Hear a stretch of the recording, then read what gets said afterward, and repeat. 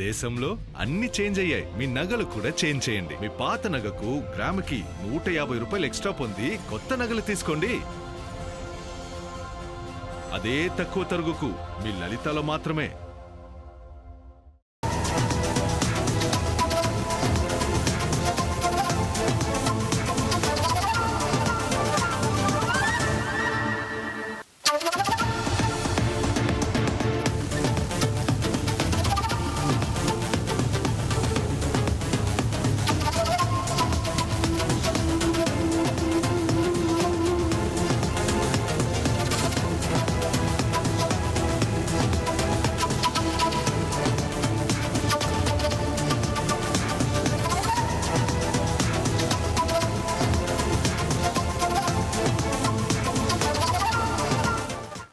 ఇక ఉమ్మడి అనంతపురం జిల్లాలో ఇవాళ రాష్ట్ర ఎక్సైజ్ మైనింగ్ శాఖ మంత్రి కొల్లు రవీంద్ర పర్యటించనున్నారు.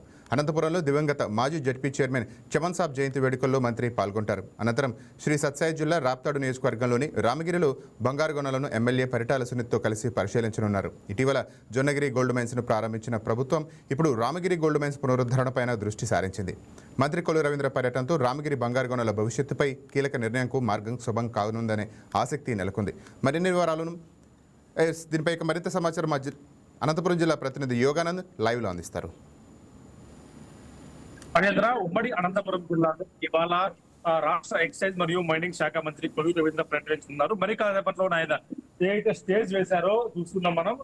దివంగత జడ్పీ చైర్మన్ చమన్ సాబ్ ఏదైతే జయంతి వేడుకలు ఇవాళ ఉన్నాయి, ఆ జయంతి వేడుకలు కనుక ముఖ్య అతిథిగా హాజరు కానున్నారు. ఎందుకంటే గతం నుంచి కూడా చమన్ సాబ్ కి మరియు మంత్రి కొల్లు రవీంద్రకి పరిచయాలు బాగుండి సాన్నిహిత్యం ఎక్కువ ఉండేది కాబట్టి ఆ సాన్నిహిత్యంతో ఆయన జయంతి వేడుకలకు ఇవాళ హాజరు కానున్నారు. పెద్ద ఎత్తున స్కూల్ పిల్లల మధ్యలో ఏదైతే కాలేజ్ పిల్లల మధ్యలో ఇవాళ ఆయన పిల్లలతో కలిసి భోజనం చేయనున్నారు. మధ్యాహ్నం భోజనం ఇక్కడ చేయనున్నారు.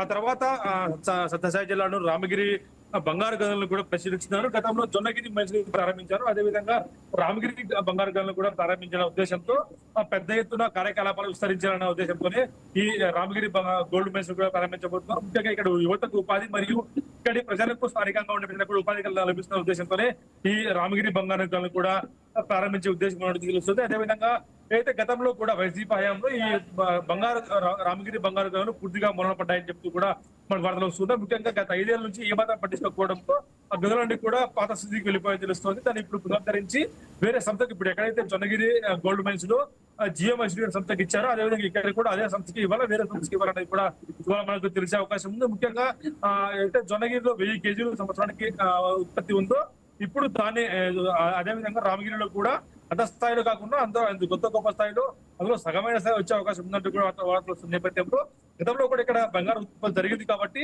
ఇప్పుడు మరింత దాన్ని పెంచే ఉద్దేశంతోనే ఈ కార్యకలాపాలు దూరందుకునే అవకాశం కనిపిస్తుంది. రాజేంద్ర ముఖ్యంగా చూసుకుంటే మన కొద్ది రవీంద్ర కీలక పర్యటన చెప్పొచ్చు ఈ దీంతో మొత్తం. Thank you Yoganand.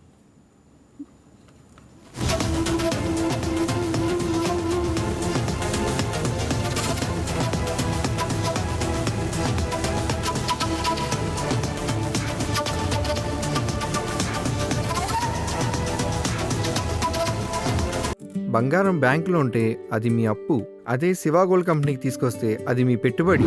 తాకట్లో ఉన్న మీ బంగారాన్ని మేము విడిపించి ఈ రోజు మార్కెట్ ధర కొని స్పాట్లో మీ నగదు మీకు అందిస్తాం. ప్రతి నెల వడ్డీలు కట్టడం లాభమా లేదా ఇలా చేయడం లాభమా మీరే ఆలోచించుకోండి. శివ గోల్డ్ కంపెనీ, అప్పులేని ఆనందకరమైన రేపటికి సరికొత్త మార్గం. జస్ట్ ఒక కాల్ చేయండి. తాకట్లో ఉన్న మీ బంగారాన్ని విడిపించి ఈ రోజు మార్కెట్ రేట్కే కొనబడును.